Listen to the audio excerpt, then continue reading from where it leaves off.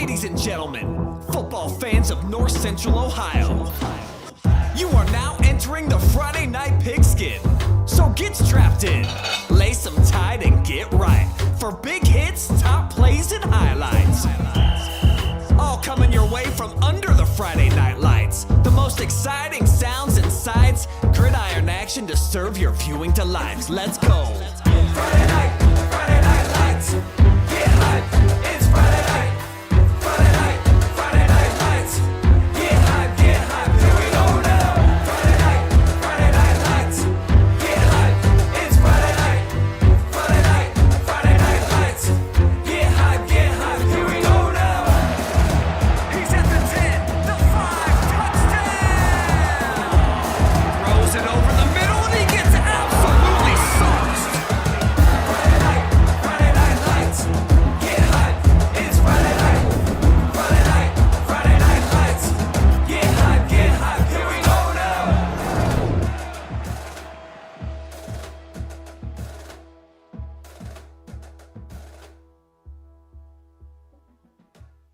Right at the 50-yard line, Lewis back into the game. He's going to be the lead blocker, setting the edge here for Owen Sloan. He shifts it into a new gear, and you already know what it is. Pop the confetti. 4-pack of tutties here tonight for the Falcon senior. I had a feeling at the beginning of this one that it might be a special night for him here on senior night. Checking all the boxes. For Owen Sloan and for a lot of teams around North Central Ohio tonight, we had some conferences clinch. We had some teams punch their ticket into the postseason, even already get some #1 seeds and some first-round buys. We're going to tell you all about it coming up right now on week number 9 of the Friday Night Pigskin. Can you believe it? The regular season is going to be over just 1 week from tonight, and what an exciting night that we had. I am Brian Skowronski, and we're going to jump right into the first game, the game of the night here on the OH Report. So good that it needed overtime, a thriller at one of the best small school venues that we have in the entire state of Ohio. Josh Banks was out at Cary tonight, a first-place showdown. Cary and the Blue Devils, a lot of momentum, taking on a Mohawk team, too, riding a nice win streak, and this one, certainly, man, it lived up to all the expectations that we thought that it would. Yeah, it lived up to all the hype. Cary looking to clinch the N10, Mohawk looking to potentially force a 3-way tie, and was it a thriller. Carter Bame's going to start the scoring off from 2 yards out. Cary's going to go up early, 7-0. But Mohawk answers, and Andon Klaus had himself a night. 64 yards to Levi Teal, wide open. He could have walked into the end zone if he wanted to, and that'll knot us up at 7 apiece. Klaus, he's not done yet. He's gonna run one in here. How about rushing the ball too from 29 yards out? And then Klaus again untouched. Cary scores the first 7. Mohawk scores 21 unanswered, as you're going to see Klaus find Teal again, this time from 39 yards out. That's going to make it 21-7 Warriors. Cary's not going to go away, though. They are Cary, baby. Mace Puckett is going to take one in from 6 yards out. That makes it 21-14 Warriors up. They're not done either. Dash Puckett now. He's going to take one in from 3 yards out, and it's 21 apiece, and that would be the score at the end of regulation. Now you're going to see Dash Puckett run it in. This is the first score of overtime. We thought it was over. They come out, they kick the extra point. They force Mohawk into 4th down on 4th and goal from the 5. How about a little Philly special? Brant Kiernan finds Andon Klaus in the corner of the end zone, and Coach Daniel said, hey, guess what? We're going for 2, and Caden Bish is going to walk into the end zone. Mohawk stuns the Blue Devils at home 29-28 in overtime, and it was about as close as you can get in every statistical category. Mohawk going for 2 at the end of the game, Josh. You see it there, and it all lines up, and it's a walk-off victory. Were you surprised, though, by the gutsy decision to go ahead and say, hey, we are going to win or lose this game from 2 yards out on 1 snap? I think they were hoping to run the Philly special on the 2-point conversion. They had to use that on 4th and 5 to get in. I thought they were going to kick it, let their defense continue to play, force another overtime. But no, they gave it to a young man that's got over 1,000 yards on the year now. He didn't have the best night tonight, but when they needed him most, boy, did he come in clutch.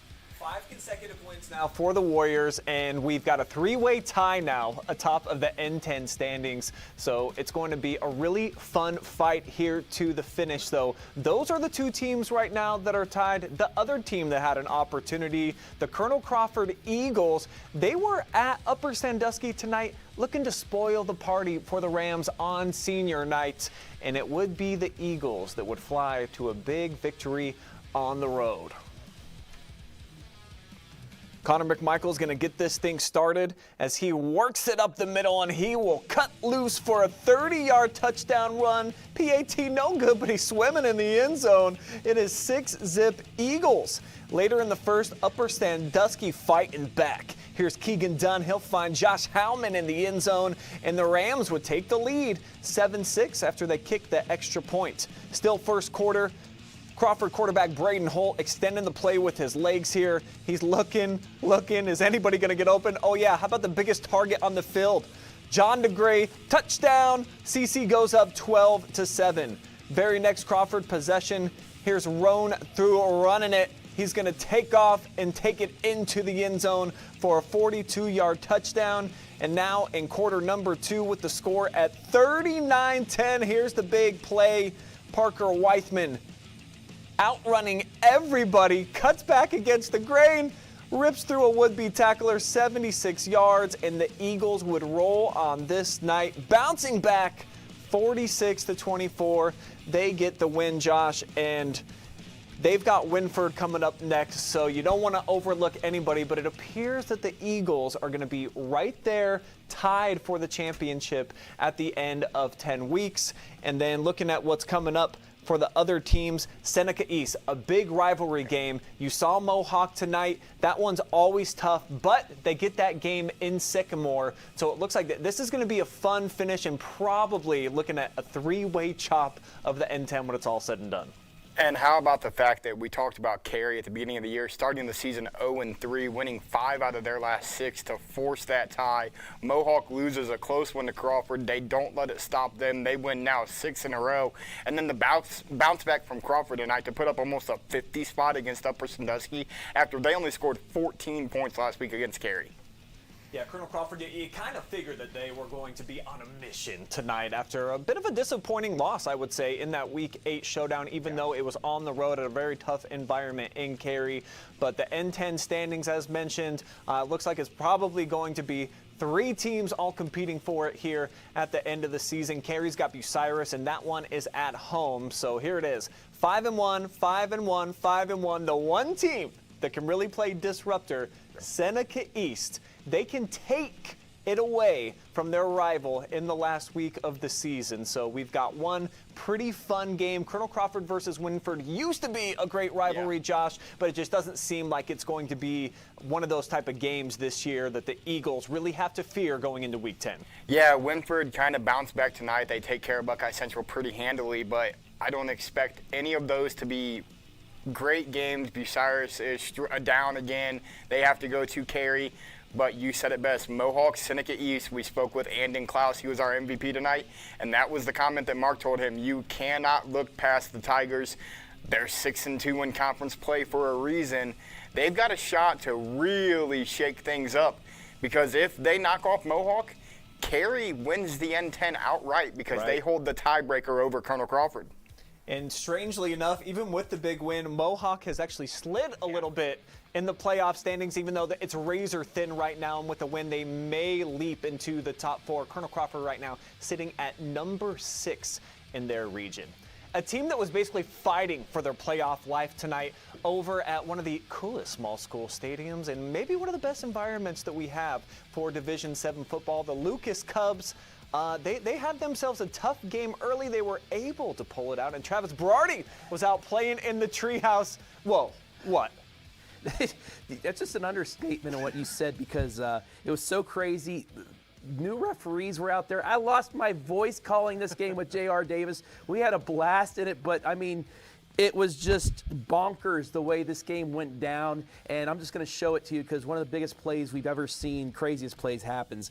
Winner stays alive in the playoff race. The Cubs strike first. Brady Giegold off to the races, 36 yards. 6-0 Cubs. They strike first, looking good, but the Falcons right back at you. Deshaun Johnson speeds in from 4 yards out. We are tied at 6. But 2 minutes later, the Lou takes the lead. Elijah Jackson tosses the end zone. Samir Scott, one-handed catch.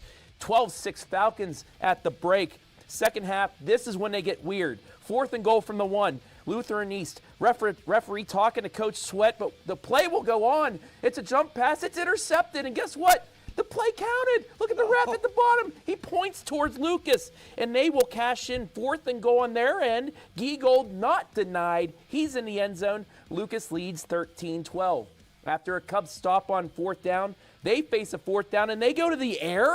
Carter Cox, first passing play of the night. The Cooper Day, they're in business, but they're going to face another 4th down. 4th and goal from the 10, and they go with the throwback pass to Mason Giegold, but he stops short. Turnover on downs, not so fast, my friend. Face mask penalty gives them one more chance on 4th down, and Giegold would not be denied again. He's into the end zone. Hat trick. Cubs extend their lead to 8. And they punch one in later on. They win 26-12. Brian, I showed you that highlight of the referee coming over to talk to Coach, and the play went on. They let the play happen. He turns around. They throw the jump pass. Lucas picks it off. They had 3 chances inside the 2-yard line. Were stopped. That could have made it 18-6. That pretty much would have ended Lucas's season right there. But instead, Lucas gets the ball back, drives all the way down, scores on 4th down, and they take control. One of the craziest games. You got to talk to JR later because him and I are still speechless on how this game went down, but it did, and the Cubs are still in business in their region. They sit right now at number 10. They take on a Crestline team that's sitting at number 8, so there's playoff points on the line at Bob Wine, and a playoff spot probably up for grabs as well when you're over there next week. Yeah, man. What anarchy when the referees are like not even on the field, but they're still allowing it to go on. And then the face mask penalty on the 4th down, too. Not that it wasn't a penalty that should have been called, but let's look at the Region 27 standings now because, Lucas, this team in Richland County, they've got the longest running playoff streak going, and very much still alive now in that number 10 spot. Gonna want to get a win, of course, next week to go ahead and cap it off and seal their fate into the postseason. You see Danville, they're right there at number 11, so they're in danger also of being on the outside of the playoff picture. And then, of course, the Falcons, they've already clinched the number 1 seed. We've got the highlights coming up for them on senior night where they went big time. You already saw Olin Sloan with that 50-yard touchdown run. But, man, still a lot to be determined here, Travis. But, Lucas, if they did not get that victory tonight and a little bit of assistance from some Zebras out there, I mean, it's pretty much closed the curtains, and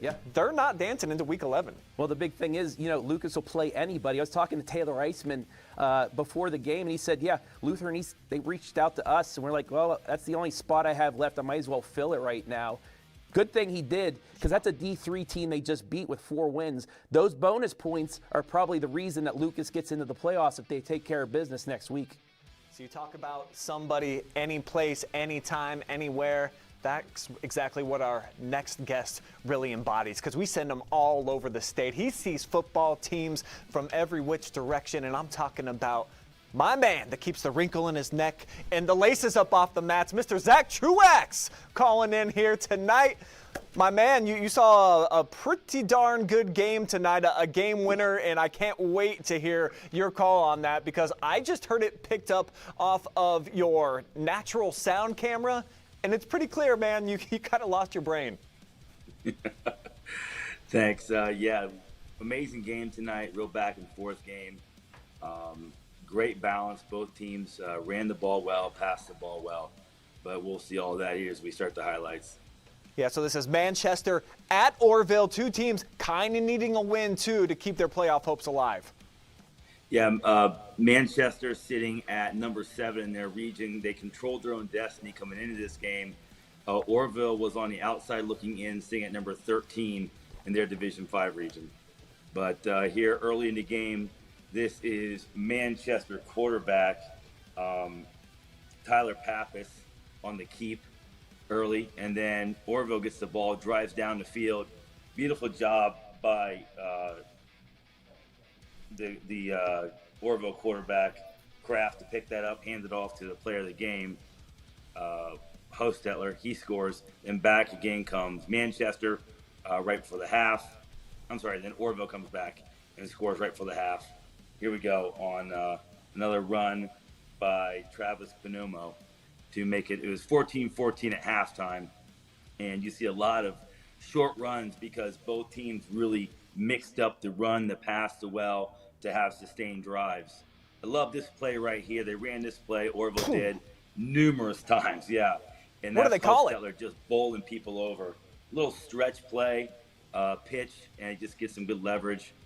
And here, this was a little wildcat that Manchester ran to tie the game up. And it was back and forth like this the whole game. Kraft does a really nice job throwing the ball on the run. Right there, he finds number 10, Case McDaniel, for a long touchdown. And the play of the game coming up here pretty soon. Here it is, 4th and forever. 4th and forever, just a few seconds left to go in the fourth quarter, and they dial up a throwback to the running back, the player of the game, Hostetler. He's down the sidelines to set up 1st and 10 from about the 25 there, and a few plays later, Orville would punch it in. This is a great play. Watch McDuffie catch the ball, go down the sideline, stop, let more time run off the clock, then go in for a touchdown.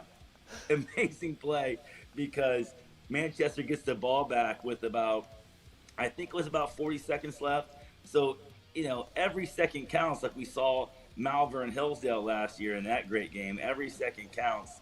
So McDuffie letting a few seconds run off the clock there before he scores was really smart. I was a little worried he might have got called for taunting. They did throw a flag and they picked it up. So huge win for Orville at home, upset in the Pac-7 over a favored Manchester team. And then now Orville has the juggernaut that is Triway coming in next week. Yeah, at least they get that game at home. Obviously, that's a big rivalry game. And right now, the Red Riders, they control their own destiny. They're sitting at number 10 right now in the region.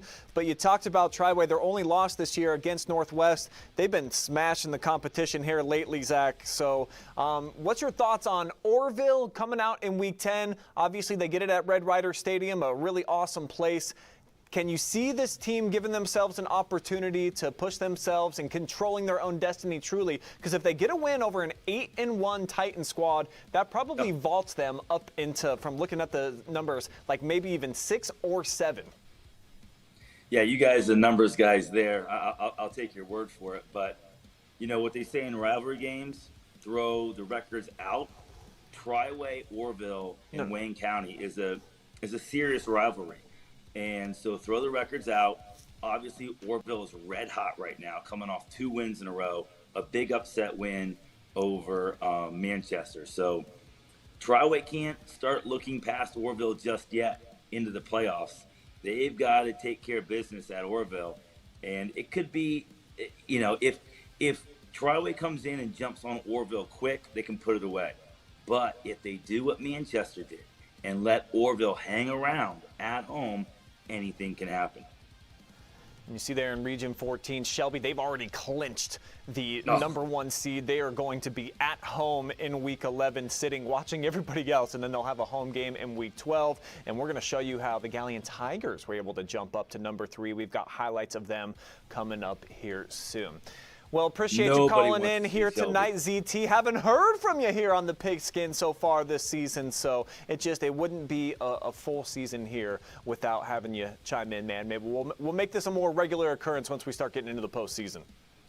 I'm just glad we could shake the Thompson Truax running clock curse for this year. I think we had running clocks in every game, so really, was worth the drive over to Orville to see a really hard-hitting game too. If anyone gets a chance, you haven't seen that game, please go watch it. You're going to see some pads popping. Yeah, got some Truax woo hits tonight, my friend. Some woo hits. There were some woo hits for sure. Hey, go hit the pillow with that same type of intensity, my man. Appreciate you staying up late with us. No, thanks, buddy.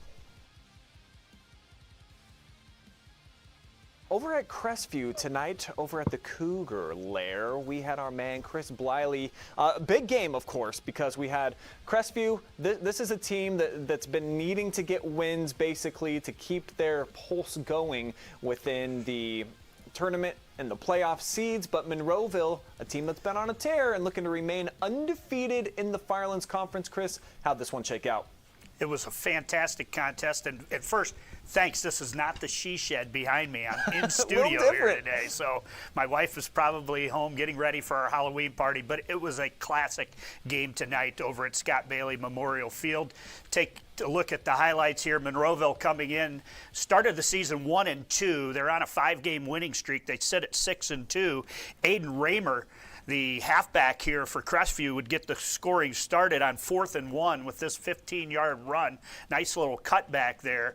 The first extra point up and good by Keith Abshire. And what we just saw there, my apologies, everyone. That was my rookie producer mistake. That was an Aiden Raymer to Max Durbin 53-yard touchdown pass that I came back from a commercial too late on, but the PAT was added. It was 14-0. Here, a great pass and catch, hooking up Colton Clark to Chase Horn as his offensive line gave him some time. Great catch out there by Chase Horn. Colton Clark was our scout construction MVP here tonight. That cut the score to 14-7. And then on 3rd down here, Clark would go in for his first rushing touchdown. This from 1 yard out. The PAT by Isaac Kruger would be good, and we'd be tied 14-all at the half. 3rd quarter here, Connor Boris finds the end zone as he goes over the right side, a 2-yard run, and Monroeville would lead after Krieger would make his 3rd extra point. That was 21 straight for the Eagles. Coach Haverdale made the call to the bullpen as he brought in Liam Kuhn, the right-hander, in place of Landon Robinson, and he connects from 88 yards out. Coming up, though, you'll see here that the extra point was blocked, and Monroeville would remain a 21-20 leader at this point. Clark would answer again, as this time he would go in from 10 yards out, and that would make the score 28-20 following the Krieger extra point.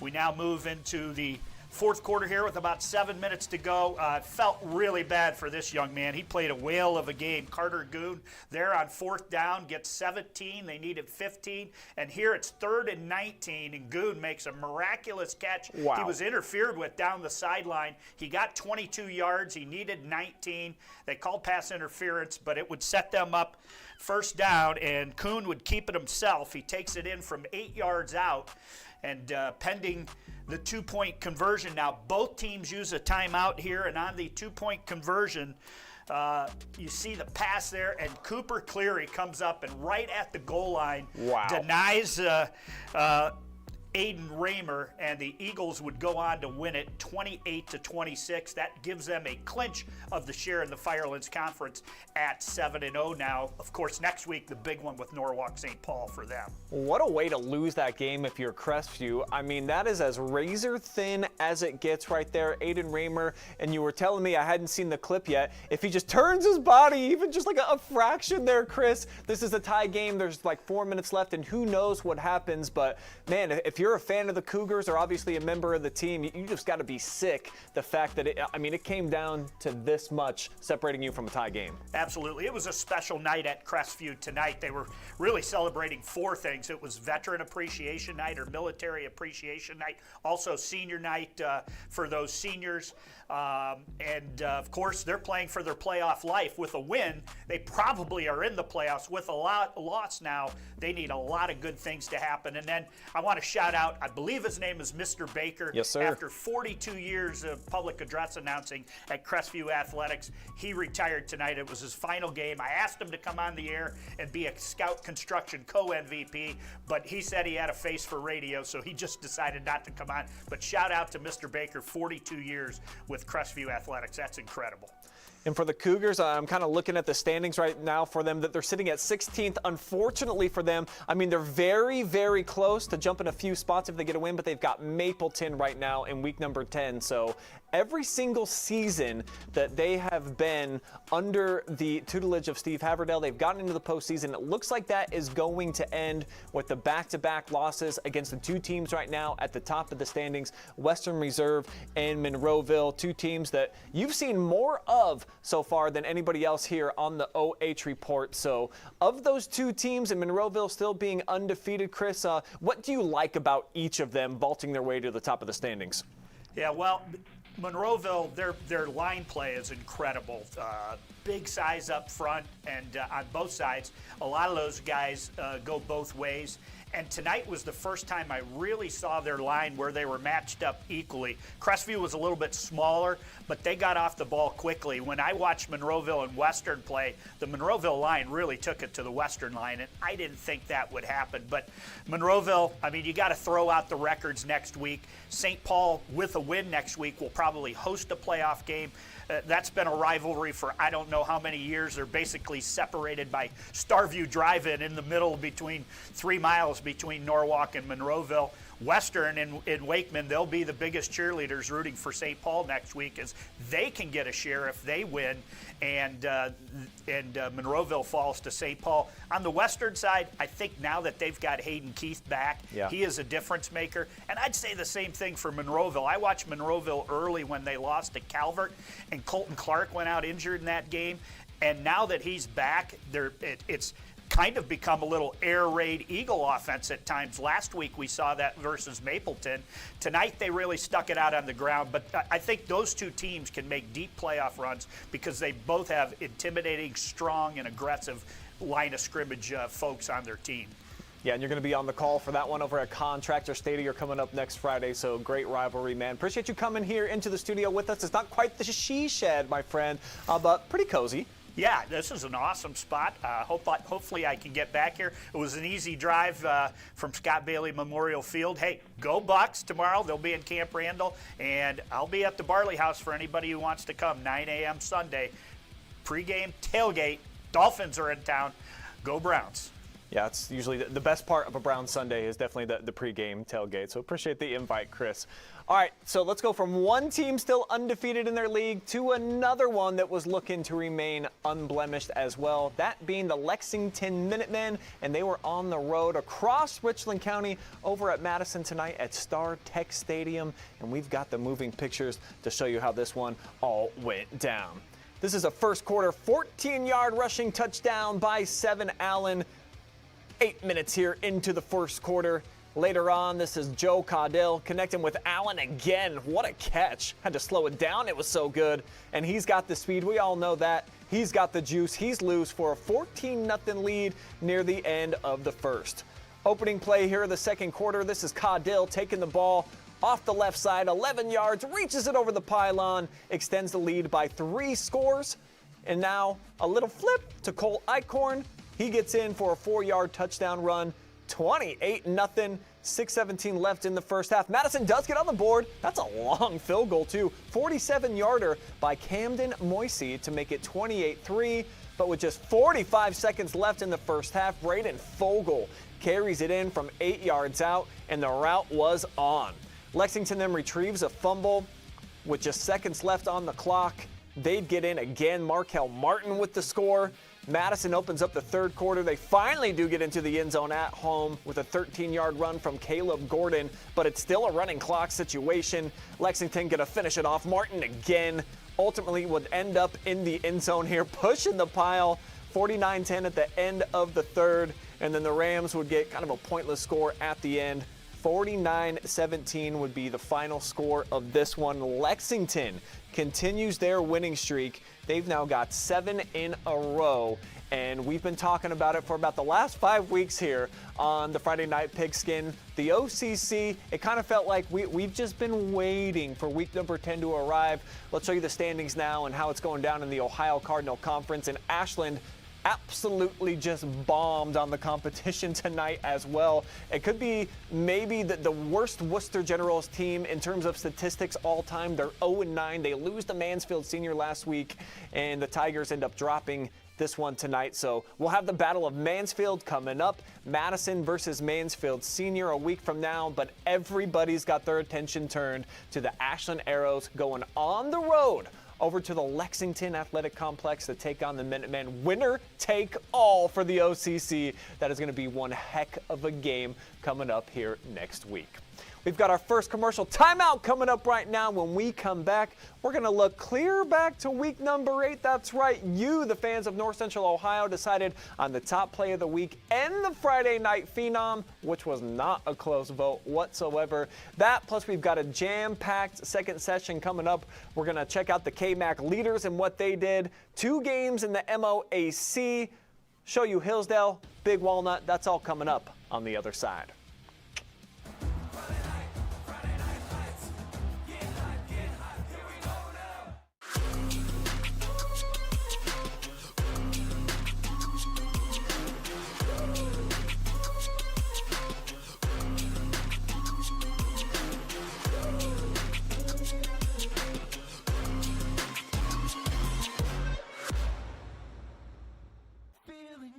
Hey, does your checking account pay you with real cash rewards with no monthly maintenance fees ever?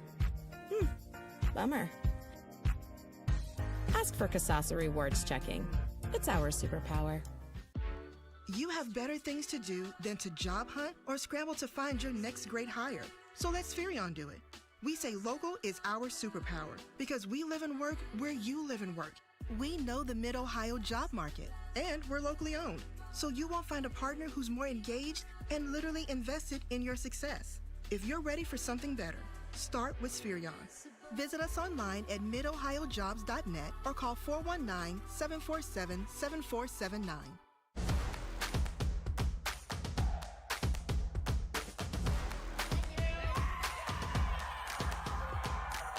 Hi guys, I need you all to have a foam finger. At Mechanics Bank, we're all about the community. Whether it's supporting our local teams or cheering you on in life, we're here for you in every victory, big or small. Mechanics Bank.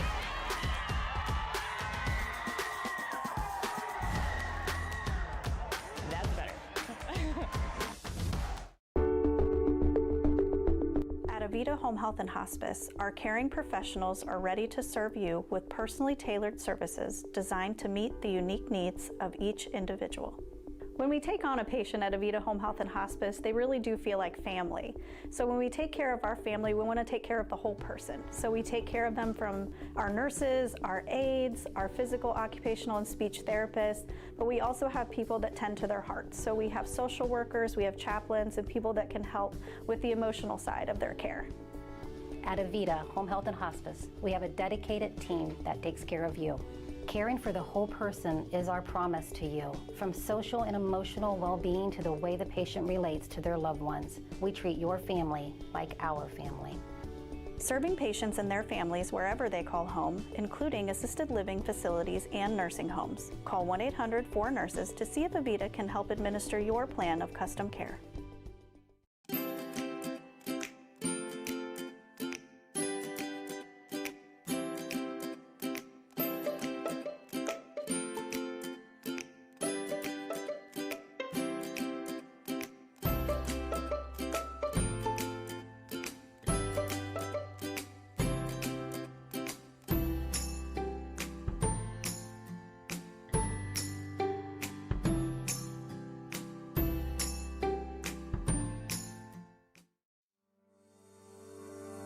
In business and ag banking, it's not just about the numbers, it's about the people. At First Federal Community Bank, we believe relationships are the foundation of every successful partnership. We can help you grow your farm through various ag programs, including working with our local FSA offices, as well as Farmer Mac.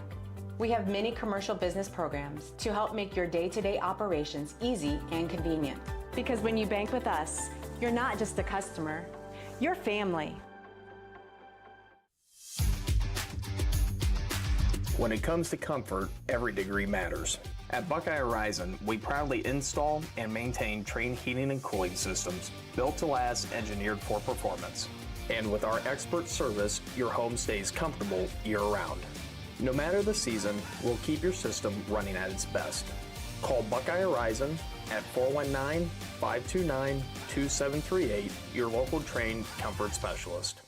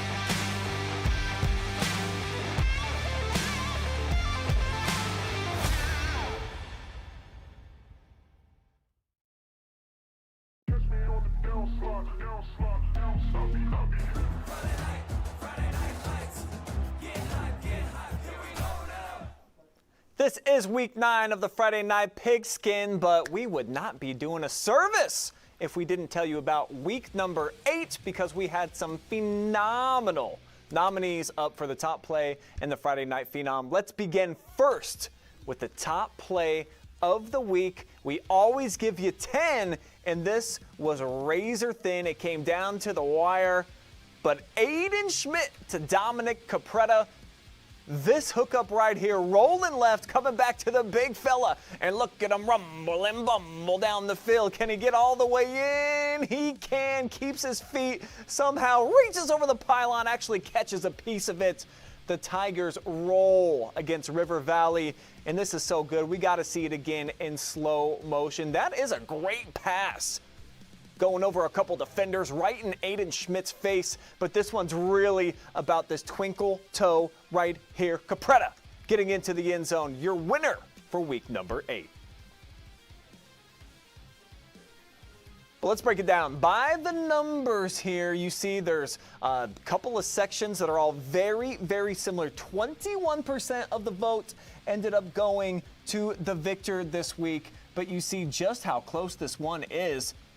about 20% there for number 3. The chart is always really hard for me to read, but you can tell it's tough. It's a tough vote out there for everybody to figure out, but the Galleon Tigers reign supreme. Now for your Friday night phenom from week number 8. This one was not close whatsoever. Our Victor crushed the competition like he crushes defenders trying to bring him down. Mr. Dash Puckett, the best name in the game. That's right, he slips right by would-be tacklers. He's got the speed to take it the distance, and he's got the fan support there in the back of the end zone. Boom! Also a great defender, bringing down the McMonster in the backfield, breaking loose here. He was all over the place in the win for Carey over Colonel Crawford. Your winner from week number 8. And as I mentioned, this was no contest whatsoever. That's right, the pie chart completely dominated by number 7 this week. So the Carey fan voters, they were able to find the vote section. They got their comments in over and over again. Congratulations to Dash Puckett for being your Friday night phenom. One of the most phenomenal voices that you can hear every single week right here on the OH Report in a variety of different ways is calling in here tonight from OH Report South down in the greater Columbus region. We're going to welcome in Mr. Jonathan Langdon, the new voice of the KMAC, and of course, doing more KMAC stuff tonight, and a big smile on your face, man. You got to see some healthy competition. Well, at least on one side. Yeah, healthy is a little bit of a stretch, but Chet Looney Stadium had an interesting one tonight as the top team in the KMAC, riding in with 6 straight wins, went to take on the Bulldogs, who have struggled a little bit in the running defense, and that's not a good thing to be struggling with when you're going up against Miles Marshall, because he goes basically untouched to the end zone here to start just 2 minutes in. This scoring gets started, and it ends up heating up pretty quick as well. As you see, Blaine Ball, same story. This offensive line all over East Knox and their front 7. But the Bulldogs were not going to go away without putting some points on the board. Later in the first quarter, deep shot. Kason Fawcett gets the touchdown reception from Jax Lester. Congrats to him. He is now over 6,000 career all-purpose yards. Jax, the quarterback for East Knox. Another run, another dominant performance from the running game. And this time it's Sean Carter, who ended up being our MVP of this one tonight. He takes over at Chet Looney Stadium, not once, not twice, but 3 times. We're going to show you all 3 of these touchdowns from the senior. Got to talk to him afterwards. He is very excited about this group and what they can do in the postseason.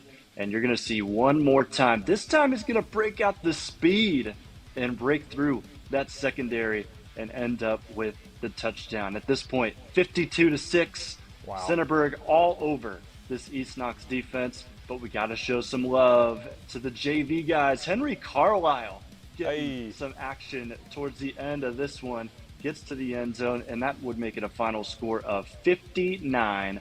Centerburg, all Trojans over there in Howard.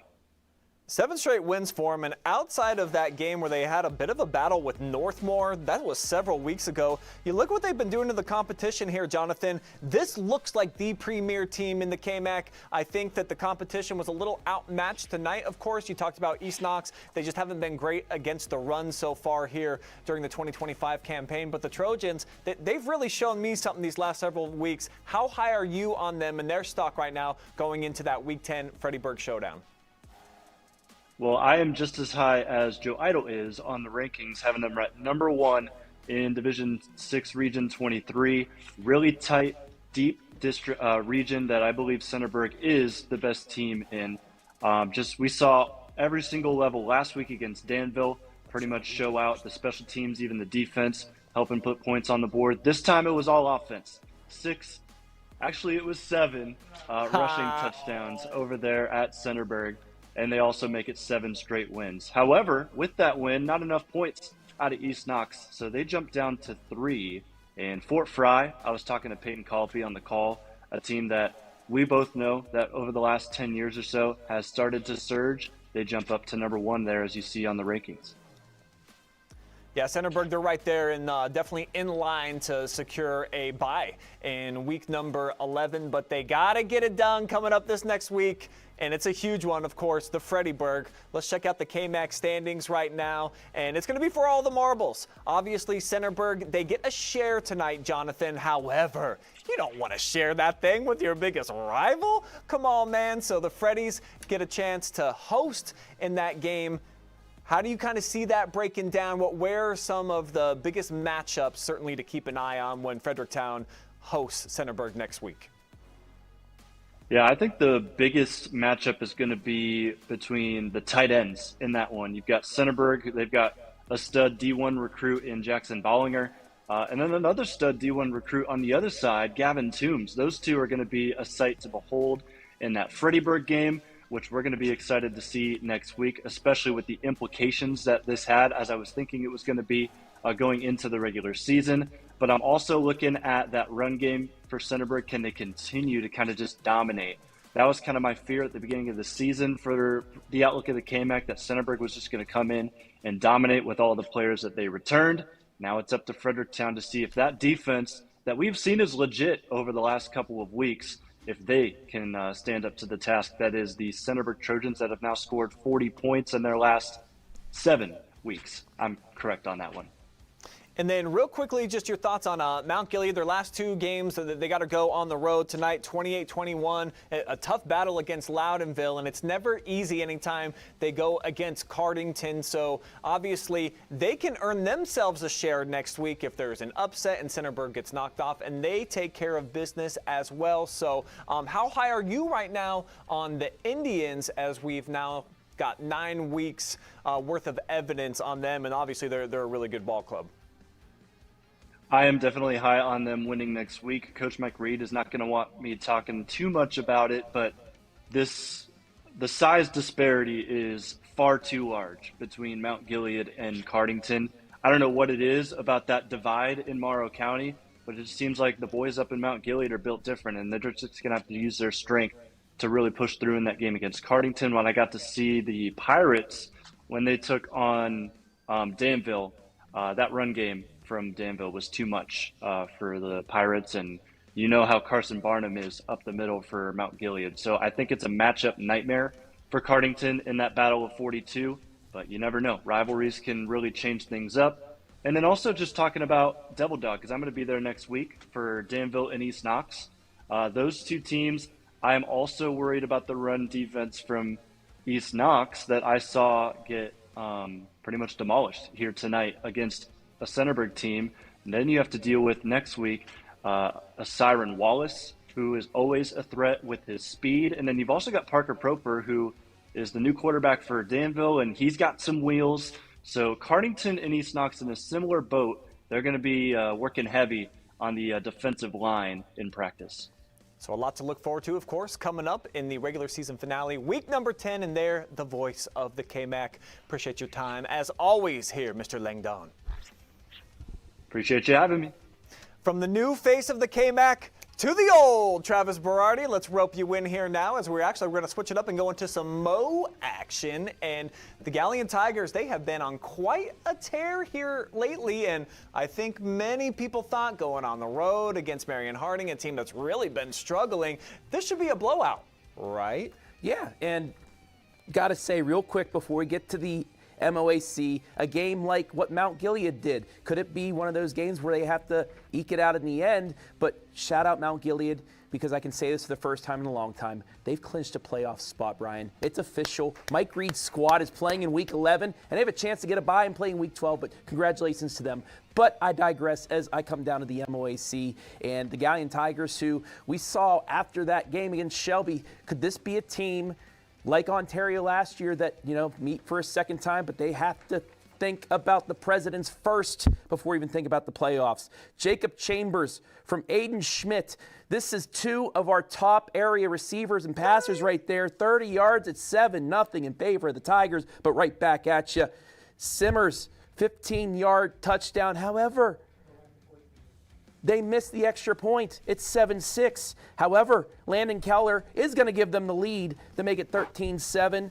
and then extend on the lead with 34 seconds left in the first quarter. Jaden Jordan from 15 yards out.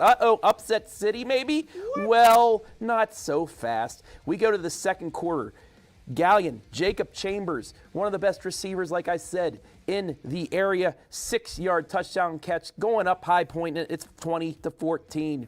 Then in the fourth quarter, all the way to the second half, one of the favorite names to say, Kurt, hey! 12-yard catch. Look at that in the corner. That might be a top play nominee. Whoa. Gallion takes a 21-20 lead. Will they hold on? Well, they will, because Camden Kuhlman, a 50-yard fumble recovery. What? So cool, it blurred our vision. I can't see. Back to the house, 28-20. Gallion going to survive and knock off Harding. Harding, a tough test for them on the road, but the Tigers survive and give themselves still a chance to get a bye into week number 12 because they've already clinched a home playoff game at Heisey Park with the victory. It's now a matter of can they finish in the top 4 with a victory next week. Bit of a classic trap game right there, Travis, because they've been taking care of the competition, as mentioned, and they had that big game against Shelby. Took them to the wire there, but you got to really credit Matt Dick's club for digging deep in defensively in that second half, holding Harding scoreless, making the big plays, and Kurt, hey, with that huge touchdown, and then defense leading them for the big win there on the road. But speaking of the Shelby Whippets, they were taking on the other team from Marion tonight. Shelby in first place in the league, Pleasant all the way at the bottom. You kind of know where this one is heading. Yeah, don't think it's going to finish like the other. But we're going to show you. So at least here it is. Sportsmanship. Some great sportsmanship before, but Shelby wasting no time. Opening drive within the first minute and a half of the game. DeVito doing what? Well, Braden DeVito does. 21-yard touchdown run. They go for 2. They don't get it, though. So a stop by the Pleasant defense. The Shelby defense would shut them down. Whippets get it back. Here's Michael Shepard off the snag. Another 21-yard score. They would just kick the PAT this time. And if you can't get enough of DeVito on the offense, how about him on the defensive side of the ball? Scooping and taking it in. What can this dude not do? The Spartan offense still couldn't get anything to work for them, but the Whippets, it seemed like everything was working. As DeVito usual. hitting Shepard again. He cuts back up against the grain to make it 28-0. This is still the first quarter, folks. Let's go to the second now, shall we? The Spartans would throw a crucial interception in their own red zone, setting up this. DeVito again to Miller, 35-zip. Pleasant just able at least to recover a fumbled punt. It would set them up for this. They're going to get on the board, 15 yards. Weston Schaefer makes it 35-7, but however, Shelby responds quickly. They don't like getting scored on because they haven't given up many touchdowns all year, but how about Shepard with his third of the night? The defense for the Whippets would hold firm again, forcing a 3-and-out, and then the offense just taking over. Absolute ridiculous run here. Travis Sloan. Good name. Great name, 69 yards, 2 to house. And this is all in the first half. Okay, I'm out of breath. We haven't even got to the break yet. The Hungry Hounds wanted to score one last time. DeVito, come on. Scrambling, rumbling, going through a double team, use the ref as a shield. This guy's unbelievable. He's even pointing to the end zone. He's like, oh, this is where I'm heading. That's a 73-yard touchdown run. Again, before the half. The Shelby defense would hold Pleasant to a field goal in the second half, and pretty much they're just going to run out the clock. 55-10. This team is a whirlwind. They're a headache for anybody. They're the number 1 team in the state, Travis, and they are the number 1 team in region number 14. So let's take a look. They got Galling in there as well. We already showed that Orville's trying to climb the ladder a little bit right now. So the Whippets, they've clinched. 26 points. They are going to be at home watching everybody else in week number 11, and then they will be hosting a couple of home games. But you got to predict that there's the potential for the rematch, depending how it all shakes out, of course, with the seeding. But Gallion, look at how close they are to being the number 2 seed. So in the MOAC, 2 really good teams right now. Well, something good for Gallion, too. Well, Maybe. They get Clear Fork. Congratulations, Clear Fork. You've clinched. They're in, baby. So 3 Let's go MOAC teams are already in the postseason, but Galleon has Clear Fork next week. Yep. Lima Bath, who sits at number 2 right now, they host undefeated Wapakoneta next week. Ooh. So there is an opportunity for Galleon with a win and a Bath loss. They would get that number 2 spot, and that would set up the matchup we all want in a possible regional championship if both teams get past their 2 rounds that they need to do. But looking at the standings too, Shelby, I mean, all they have left is Marion Harding, the team that gave Galleon a test this week, but Shelby's going to see that and say, we don't want that to happen. And I'm already going to tell you right now, I said this on the stat leaders, Brian, Mr. DeVito's already got my number 1 vote for Mr. Football when he becomes a nominee, because he better be a nominee for Mr. Football this year. Him and Brady Bowman both have already pretty much clinched the passing and receiving champion mark in the stat leaders, because they are that good, and the Shelby Whippets are that good. It's a matter of, will they have a test early on, or can Galleon get that 2 spot and we get that matchup again in a regional final? Yeah, I definitely signed up for it. The only team that's tested Shelby even a little bit this season. So congratulations to the Whippets. They are the MOAC champions. They can clinch it outright with a win against Harding next week, but they're already in. Like I said, they have clinched the number 1 seed there in Region 14. Another team that had an opportunity to clinch a playoff spot, the number 1 seed in region number 27, the Hillsdale Falcons. They were at home tonight for senior night. I was there, and I'm willing to share with you all of my favorite highlights from this contest. They had Rittman at their place. How about 16 seniors on a Division 7 team, and a lot of them are 4-year letter winners. This dude certainly is one.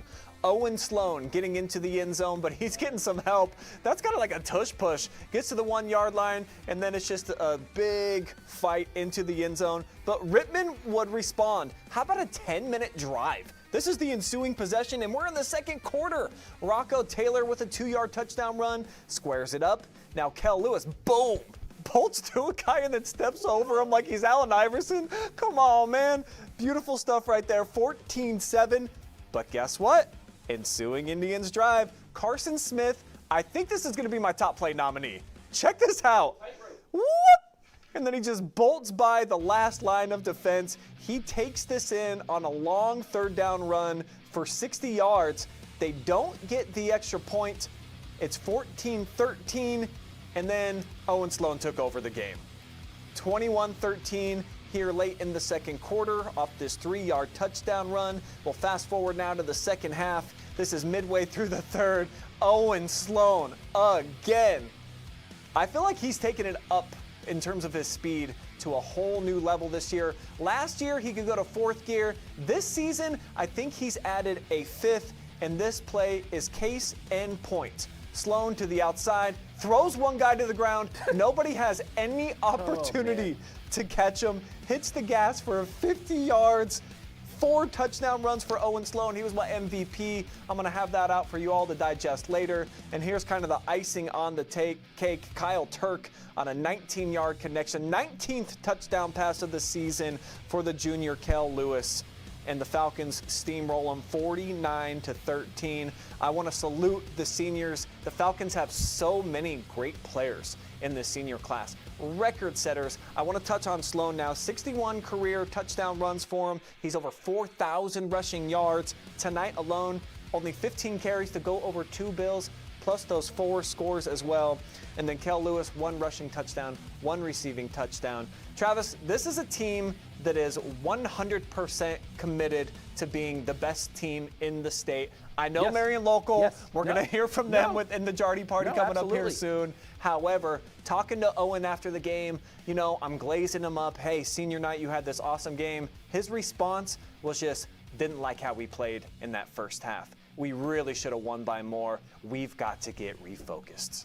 They weren't one of those people that went into the stadium at Canton for that championship game and walked out like, well, you know, we played Marion Local and lost, but we were runners up. They remember that game. They have a chip on their shoulder. They want to get back there, and they want to get back at Marion Local. I know we've talked about, well, maybe Lima Central Catholic or somebody else could upset them so Hillsdale has a better chance. No, they want Marion Local again, and like you said, even in a 200-yard performance on 15 carries for Owen Sloan, well, we could have done this better. We could have done this better. This team is locked in. Sloan's over 1,200 rushing yards already through 9 weeks. He very well could be close to 1,500 by the time we get to the playoffs, and maybe even close to 2,000 by the time what we think they make it back to Canton. Cale Lewis is over 1,500 yards passing. This team is so locked in. Hayden McFadden is healthy and back. Brock Bauer, Knox Lewis, Kyle Turk, they all have over 300 yards receiving. Brian, this team is complete. And I think this is the best bet to knock off Marion Local in a state championship game, because I believe the semifinals would match up to where it would be a state championship rematch. And Hillsdale, well, before thinking about Marion Local, let's think about Norwayne. 6-0 versus 6-0. Norwayne had to get by Smithville tonight to get the 6-0, but Hillsdale traveling to Norwayne next week. We'll have a highlight of it, but the Falcons, if they can get an impressive victory over Norwayne, that's what will turn some heads. Our heads are already turned. We already expected Hillsdale to be in this spot, but a convincing victory next week will turn some heads in the state of Ohio, because they're only number 4 right now in the AP voting. What are these voters thinking about? I can see them at number 2 behind Marion Local, but at number 4, what are we talking about? Ridiculous. I think if they end up knocking off Norwayne, and especially if it's like a multiple score differential, they haven't allowed more than 14 points in a game to any opponent. Meanwhile, they've scored at least 34 in every game, and they've been over 45 out of the 9 games so far. That's why they are the number 1 seed. They are locked in there in Region 27, but they know that there is kind of a thorn in their spine, a monkey that they need to get off their back. That's next week. They can do it in Creston. That is a huge game, I think, for their confidence going into the playoffs, because last year I called that game over in Dromesville. Didn't look very good in the second half. And you know who remembers that game too is Knox Lewis. He had a decent first half, but the second half, a couple interceptions, and that really let Norwayne take it away and win the WCAL. So another, chip on your shoulder. I wouldn't be surprised if Lewis went off passing on the night next week. But Hillsdale, they've clinched the number 1 seed. This is, if you look at the region, Hillsdale has a 5-point lead over Waterford for the number 2 spot. They just have to take care of business. I think the WCAL schedule is a tougher schedule for them than their region that they're going to be in. And that's nothing against these other squads. It's just Hillsdale is above and beyond the rest of these teams here. And I think if Hillsdale, they stay healthy, they take care of business, they're going to be practicing on Thanksgiving. So they are 9-0, but have not yet clinched the conference crown, as we just detailed for you.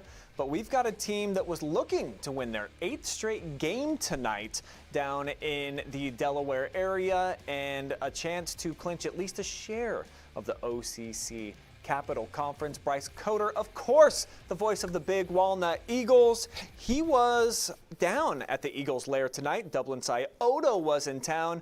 And Bryce, it felt like this was a good game to put on another quality show for the home fans. And from what I'm hearing, sounds like Big Walnut was able to do it yet again. Senior night for Big Walnut, definitely the night to show out. Final regular season home games, so good one for them starting things off. On the touchdown from Nolan Burley, Owen Piles kicked the field goal on the first drive of the game after it fizzled out. Take note of this, though. All of this happening in the first quarter, airing it out, but Brody Hatfield defensively is underneath it like a center fielder following a sea of red jerseys, and he leaps his way into the end zone there at the end. Nolan Burley, though, back to it, going for his 20th touchdown of the season. He had 19 last year, so he's officially surpassed his last year total in Week 9 and has so much more left in Week 10 as they search for the outright OCC championship, just falling off tacklers. Then Brody Hatfield again on senior night on the play action. Eli Stump putting it exactly where it needed to be, into the basket of Brody Hatfield. He says, "I'm here." Owen Piles would come through with another field goal, but in the third quarter it'd be Liam Reinhart airing it out 14 yards to Isaiah Jones on a nice diving grab. That's where we ended 35-6, but all but 3 of Big Walnut's points were scored in the first quarter. And, dude, Nolan Burley, that is a ridiculous run, Bryce. Obviously, I think that's got to be up for the top play of the week. And this team, they seem like they've gotten stronger and stronger. Outside of that Kilgore game, no test for them, right, over these last 8 games. So they lose to Bishop Watterson, and this really feels like, I mean, you can line it up right next to the 2024 season. I think that there's a lot of similarities that are going on right now. But in what ways do you feel like maybe this Big Walnut team is a little bit more prepared as we go into Week 10 and then beyond that, of course, which they're going to? What do you like more about this year's version? Well, I think when we talked about it a lot, but last year, this Big Walnut squad, game by game, they were starting to realize how good of a football team that they actually were. And so teams that they were beating, in overtime or in really close games that they really should have been blowing out, that was only building their confidence over time. But this year, they know they are an exceptional football team, and they know that really the sky's the limit for them. And as we've gotten into the late season, Coach Krager's really given a lot of leadway to his guys to make bigger decisions. I mean, Eli Stumpf airing it out quite a bit tonight, finding a couple of 30-plus yard passes. He was 9 for 16 passing with 148 yards. Coming into the game, he was 71% completion. So wow. Obviously great with the safe option, but they wanted to see what he could do airing it out. And another opportunity for him. They gave it to him on 4th and 20, and a penalty ended up calling him back on the grab. But, I mean, it's just been amazing to see how many different guys are stepping up in so many different ways and just progressing and maturing and gelling together as a squad. And another win over a team that's got a winning record now. So let's check out their region now. They're in Region 7 in Division number 2, Bryce. And we'll see where the Eagles are. Oh, that's right. Flying all the way to the top. They are sitting at number 1. And they've got a reasonable cushion right now over St. Francis de Sales, who's at number 2. So I believe that this team, I mean, they're locked in, I think, to get a first-round bye no matter what happens next week against Westland. But we would presume Westland, a Division I opponent, they got to go down to Franklin County. If they beat them, they will lock in the number 1 seed, Bryce. So this team, it feels like they're trending in the right direction to earn that top spot, yeah? Oh, definitely. I mean, just decimating all of their opponents. The only team that we thought was going to come close and maybe challenge them was Worthington Kilbourne. They beat them by more than half the points. So I think, Week 10, anything can happen, but I think Big Walnut feels good. Not only are they looking to close out their region, but that will also give them the outright OCC championship if they win as well, and that really means a lot to them. With the seniors that are graduating, just locking up that hardware early on. So a lot of high hopes. All right, well, appreciate you, Bryce. Always, you give me high hopes anytime that I bring you on. So thanks for breaking it down here with the number 1 Eagles, my friend. Thanks so much for having me on. My pleasure. Well, just when you thought we were going to turn out the lights and the party's over, you know what we're about to do after the break. That's right. We're going to throw it up, down from Columbus, up by the lake. That man chewing his way on, looks like some Lay's chips, maybe. We'll get the full report coming up next.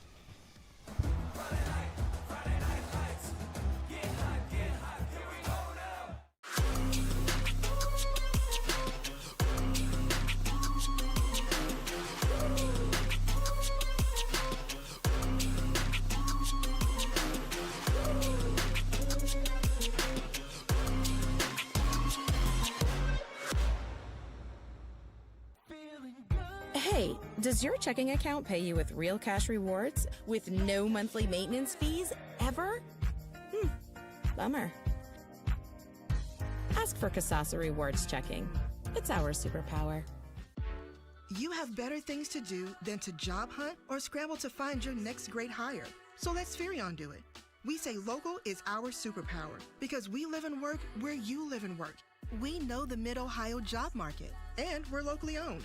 So you won't find a partner who's more engaged and literally invested in your success. If you're ready for something better, start with Spherion. Visit us online at midohiojobs.net or call 419-747-7479.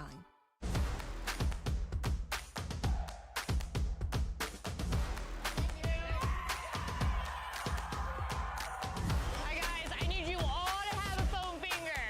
At Mechanics Bank, we're all about the community. Whether it's supporting our local teams or cheering you on in life, we're here for you in every victory. victory, big or small. Mechanics Bank.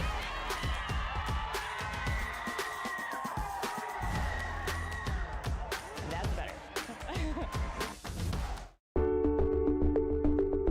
At Avita Home Health and Hospice, our caring professionals are ready to serve you with personally tailored services designed to meet the unique needs of each individual.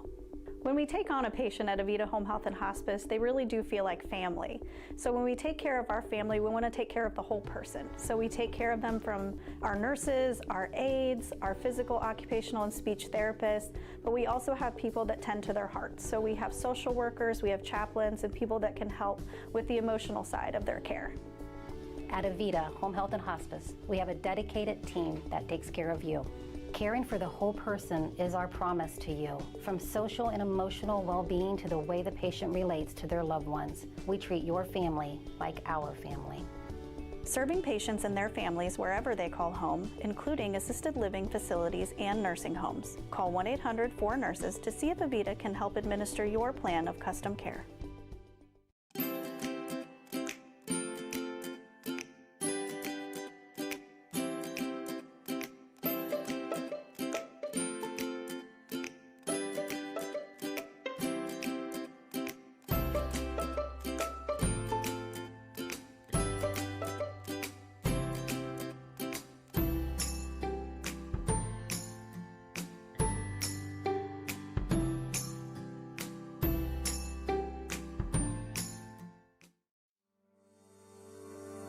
In business and ag banking, it's not just about the numbers, it's about the people. At First Federal Community Bank, we believe relationships are the foundation of every successful partnership. We can help you grow your farm through various ag programs, including working with our local FSA offices, as well as Farmer Mac. We have many commercial business programs to help make your day-to-day operations easy and convenient. Because when you bank with us, you're not just a customer, you're family. When it comes to comfort, every degree matters. At Buckeye Horizon, we proudly install and maintain Trane heating and cooling systems built to last, engineered for performance. And with our expert service, your home stays comfortable year-round. No matter the season, we'll keep your system running at its best.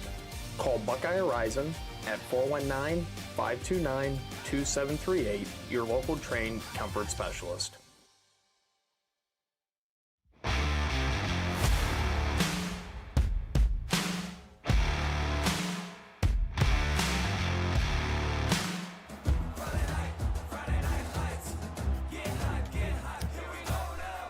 Just like you see in the East Knox Bulldogs, they're kind of feeling it. It's that time of the show where who needs no more notes? Not me. I'm going to put them aside and just get ready to unwind. That's right. It's time for a Jardy Party. Yes, sir. What's up, Andy? I taught them that dance, remember? Was that the chicken dance? Can you relive that for me? I can't actually, no. Yeah. All right, my friend. Well, you're up in studio these days checking out all of the latest happenings for all the Cleveland area football teams. Before we get into the No Huddle headlines, give me a couple of top moments or teams or outcomes that you saw tonight. Well, you had a big one between Buckeye and Rocky River here tonight. D3 Region 10 matchup right there, and Buckeye won a thriller of a game. 35-27. This was a back-and-forth game. Whoever scored, the other team would answer. Rocky River had a chance to tie it late, missed the extra point to make it 28-27, and then Buckeye ends up pulling away 35-27.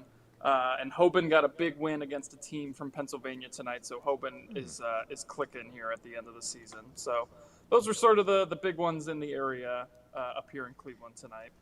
All right, but we're not just focused on Cleveland or down here. We like to go all over the state, but we don't take our time. We get right up to the line of scrimmage, and we take the snaps. Let's get right into those No Huddle headlines. Let's do it. We will start where we always start. Marion local tonight. I had them on upset alert. Silly me, never a doubt.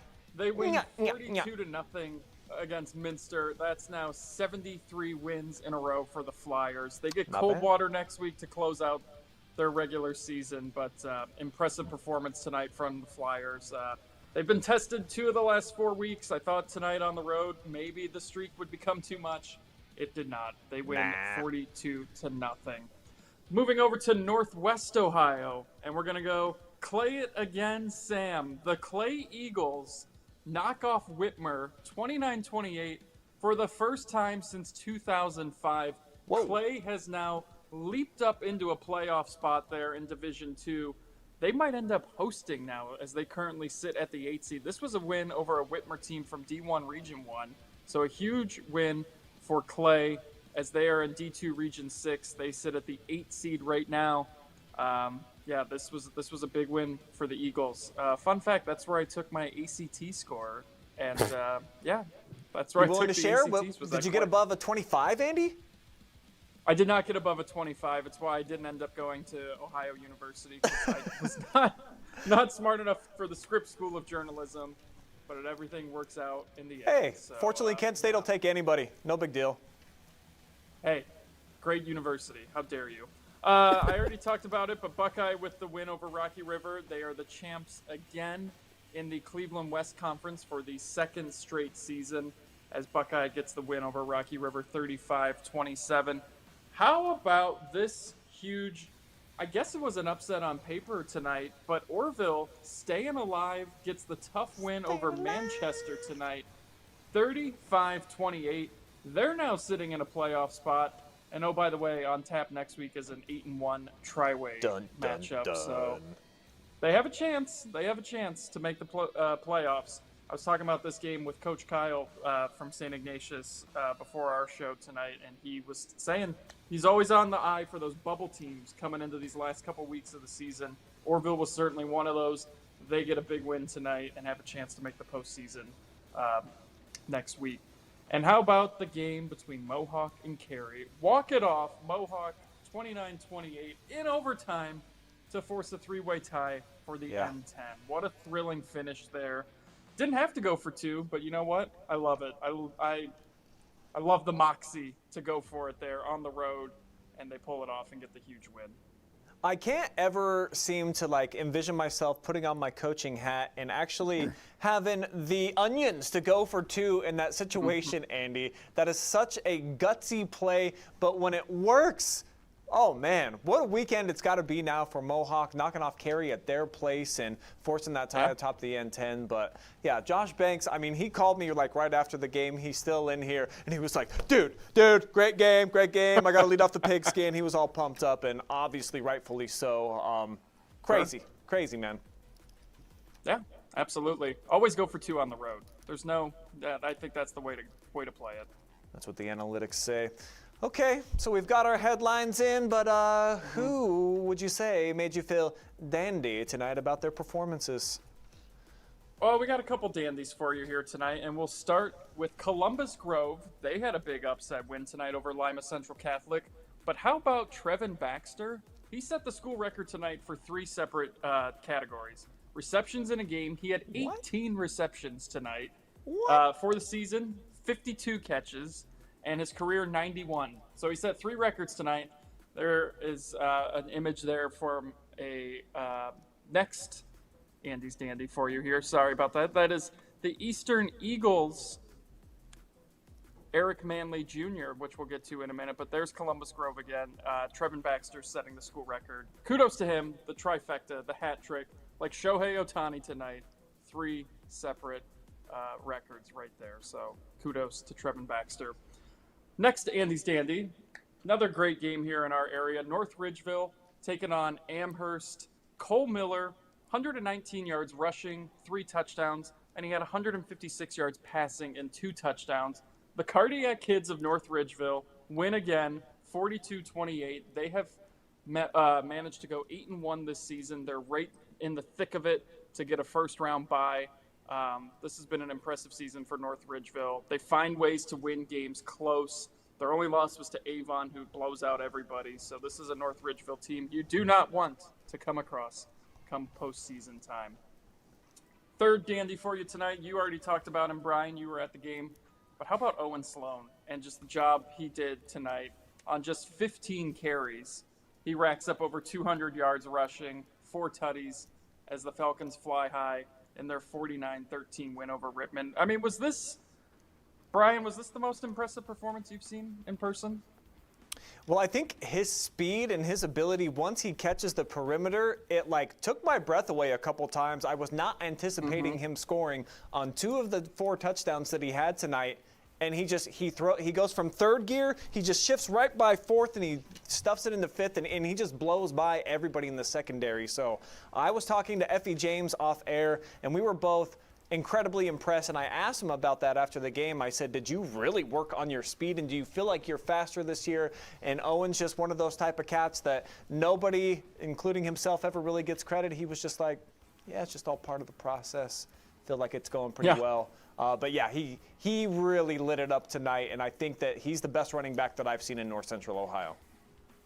Yeah, I don't think there's any question about that. He has been incredibly fun to watch, as is this entire Hillsdale team and the run that they're on and what they're trying to accomplish this year after the way last season ended.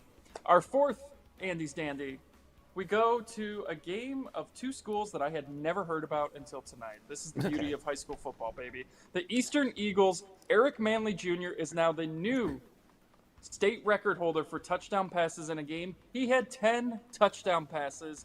Eastern beats South Gallia 71-52. Yo. So there's 2 teams for you that have probably never been mentioned in North Central Ohio. But here you go. Eastern with the win over South Gallia. Eastern now launches all the way up to number 2, right behind Marion Local in Division 7, Region 28. So keep an eye on the Eagles. And Eric Manley Jr., congratulations on now being the state record holder for 10 touchdown passes in one game. And our final Andy's Dandy of the night, Brady Giegold of Lucas. I mean, what a performance here. 22 carries, 85 yards, 3 touchdowns. What a win. You talk about leaping yourself into playoff positioning. But the big win over Lutheran East. Kudos to Lutheran East for scheduling Lucas, and a nice job by Lucas to get a win over a team multiple divisions ahead of them. Doesn't matter. You've seen this with Lucas over the years. They'll take on anybody. They'll grind out wins. They'll play their style of football, and they'll send you home packing with a loss. So kudos to Lucas for finding a way to potentially get themselves back into the postseason for, the 13th straight year, I think it would be? Yeah, they've got the longest stretch going in our backyard right now, and Travis was literally playing in a treehouse over there. No controversies in this game whatsoever, right? It was all Lucas just getting it done. Yeah, that's far from. You saw in the highlight what was happening. One ref was talking, had his back turned, and he let the play happen and allowed Lucas to get back into it. We might see that play in its entirety, so stay tuned possibly after these highlights to see that. But good Lord, that was something. Jardy, you missed one at the treehouse tonight because that was something else, my man. I know, and you are at a loss for words. You're losing your voice. This is a first. I was going to give a dandy to your vocal cords, but they're struggling tonight, man. A little bit. And this is great because volleyball tournaments are just kicking up, and we have 13 matches in a row or something the next week. So I get 2 days off to hopefully get this back, or it's going to be fun. Yeah, I think a little bit of lemon water mixed with a little whiskey on top, Travis, and you will be bright as sunshine coming up. I'll take it. You mentioned Shohei Ohtani, and I see 4-0 the Dodgers win tonight, Andy, and there's all this conversation about, do we actually need a salary cap in baseball? No one can beat the Dodgers, right? This tournament's not even fun this year.